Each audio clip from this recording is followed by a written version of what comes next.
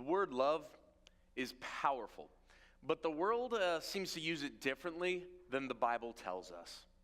The word love is easy to use in conversation. It's easy to write on paper, but difficult to accomplish. Jesus showed us the ultimate example of love.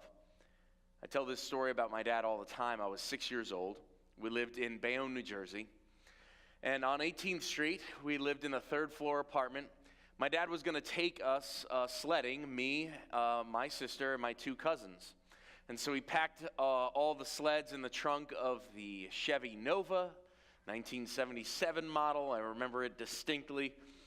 And he's downstairs with my sister and cousins, and of course, me, the troublemaker. I'm giving my mom a tough time and not wearing the right winter coat, and so she's putting the winter coat on me and getting my snow pants, and then I keep running to the window, distracted, thinking they're going to leave without me. And suddenly, as I'm looking out the window, a white bread truck comes down the street, opens the back, and out pour a bunch of neo-Nazi males, shaved heads, coming down the street. And we lived in a neighborhood where there were plenty of Hispanics and African Americans, and it was a minority community. And they were going down with bats, shovels, chains, and breaking car windows and hurting people on the street. And they were about to come to my dad's car, and I remember this distinctly because my dad, instead of starting the vehicle, driving away, he thought, let me go protect the children that are with me. And so instead, he turns on the car, he turns on the heater, they're all in the car, scared to death, and my dad jumps on the hood of the car. And he sees that a woman is about to be assaulted with a bat or whatever that weapon was. I couldn't quite distinctly remember. And so my dad jumps on the hood of the car and says, "Hey, you!" and yells at the guy to distract so that the woman could run away. And I remember that my dad looked so fearless on the hood of the car, all 5'7" of him, and he's standing on this hood of the car, and he begins to taunt the guy so that everybody would be distracted and could run away. And so my dad did a little crazy right there. And then all of a sudden, this man comes out of nowhere with an axe and starts swinging this axe at my dad. My dad's jumping rope with it, and it's just the craziest scene. I remember looking down from the window. My mom's yelling bloody murder and calling the cops, and I'm yelling, I think Dad's going to get hit now. And then, nope, Dad, and it was just craziness. At the end of all of it, my dad, we asked him, like, Dad, why did you do that? Why didn't you just drive away? Why did you go? And he's like, listen, there was no way that lady would have survived. And he shared with me a message of love and then what Christ did for him. And, hey, we need to do that for others. And I remember that day so distinctly. And I remember that definition of love never left me. My dad told me, love is an action. It's never just a word. And so we're going to read from 1 John 3:16 through 18 in the ESV. And it says, "By this we know love, that he laid down his life for us. And we ought to lay down our lives for the brothers. But if anyone has the world's goods and sees his brother in need, yet closes his heart against him, how does God's love abide in him? Little children, let us not love in word or talk, but in deed and in truth." See, the Apostle John is writing to an audience of believers who have heard from false teachers at this time that denied the divinity and humanity of Jesus. John is going back to the basics of Christianity in this letter to shore up any doubters in the audience. And so what we get from this verse very clearly is, as a believer, we are to love by our actions, not just with our words. In fact, words themselves are rather empty. The Apostle John sets up verse 16 with a reference to Jesus' teaching about anger and hate in Matthew 5:21-22. And Jesus turned the Judaism of its day on its head. And the Beatitudes show that. That, in fact, Jesus teaches that the opposite of man's understanding is true. It's including adultery and murder. And he says, if you look upon a woman with lust, you've already committed adultery.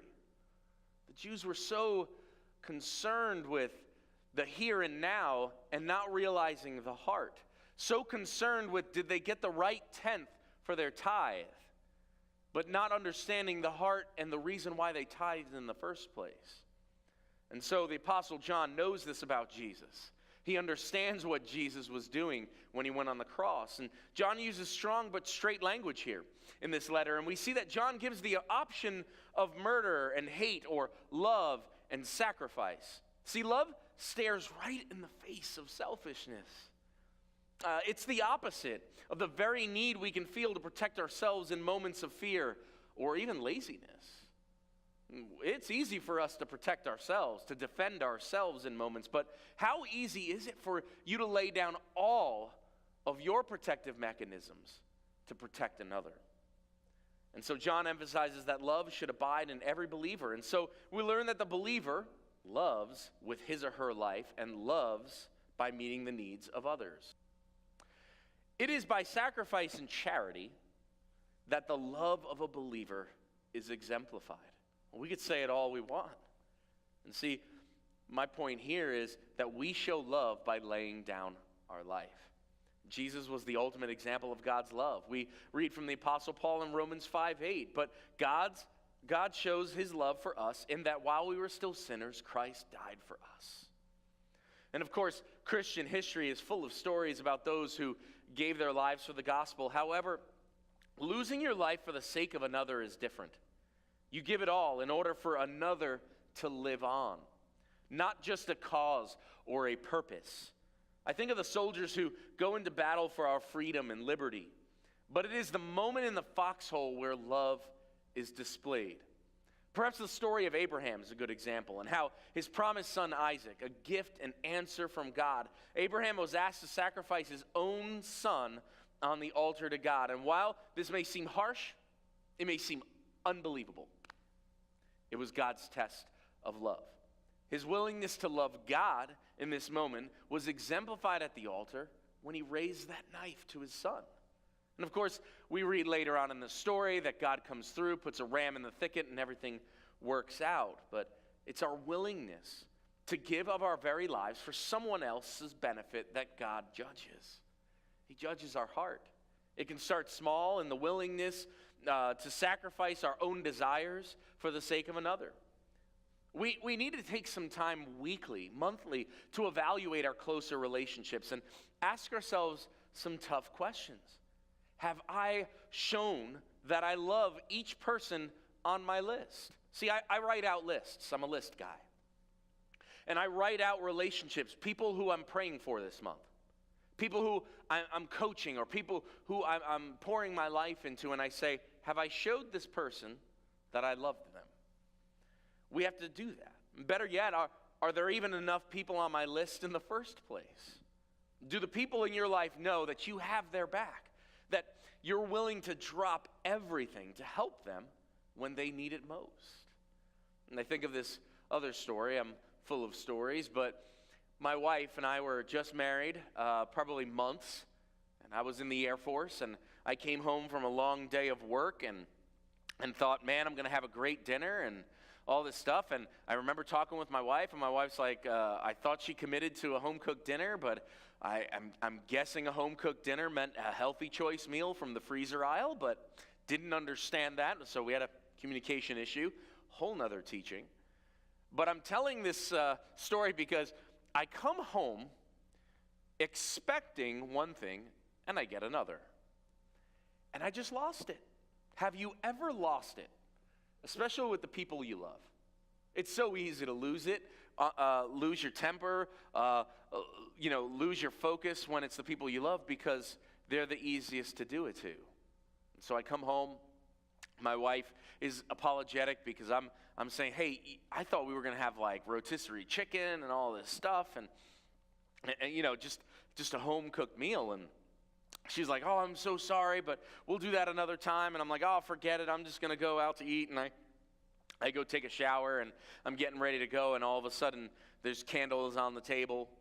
There's a tablecloth set out, and a full-blown home-cooked meal that she's almost done with. She's finishing up the last side, and with 3 sides and a salad. I mean, she was booking. I was in the bathroom for, and getting ready to go out or whatever for about 45 minutes. She was booking.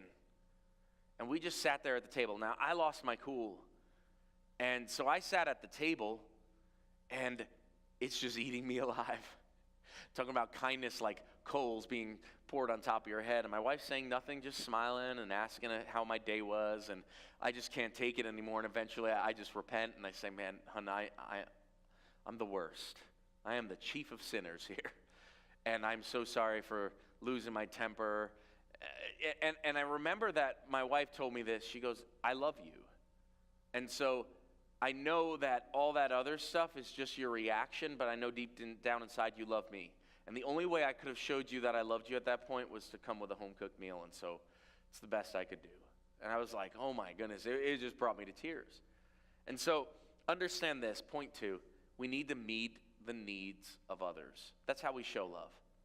Finally, John tells us that love cannot abide in us if we can see a brother in need, and yet with the very heart that God asked us to love him with, not meet the need if we are able to. I mean, John would see this as an oxymoron of sorts. How can God's love abide in you if you do the opposite of what God's love calls you to do? And so when we meet the needs of others, we are fulfilling God's love for that person. We are the very extension of God's love. We're both recipients of God's love and givers of God's love. And when we withhold love, we withhold who God is to that person. Talk is cheap, but love is expensive. Many of us have journals, planners, calendars, task lists, whatever it is you do either on a daily, weekly basis to organize your life. If you don't have any of those things, then we need to teach on organization. But how much of our planning is done through the filter of love? See, I have to actually write the word love in my planner because I use this each day, and if I don't put something in my planner, it just won't get done. Do you know people like that? Because I'm one of them.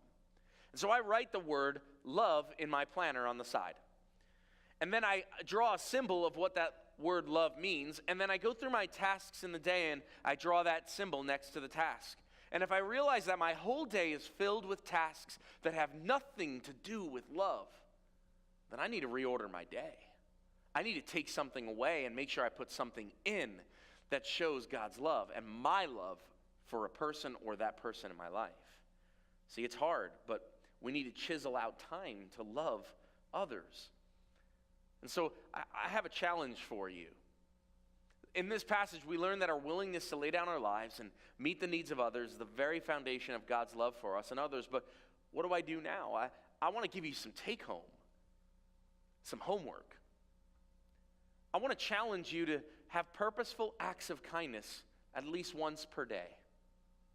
What is it that you can do? Maybe that's a pay it forward at Starbucks. You just pay for the person behind you, and it's your random act of kindness, but be purposeful with it. Maybe it's a way that you can lay something down in your schedule and say, you know what, no, I'll make some time for you, or take somebody out for lunch. Married couples, take one thing off the plate of your spouse that nags them. And for my wife, she just has a particular task that she just does not like to do. And so I can bless her by taking that off her plate and doing it. Doing it first, not announcing it, look what I'm doing, but doing it first, letting her know it's been done, I love you, I'm glad you don't have to do it.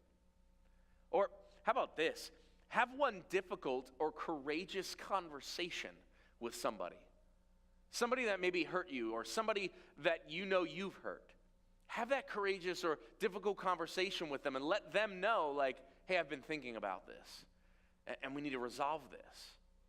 Parents, this is one for me that I have to do otherwise and plan for, because give up a personal desire this week for one of your children.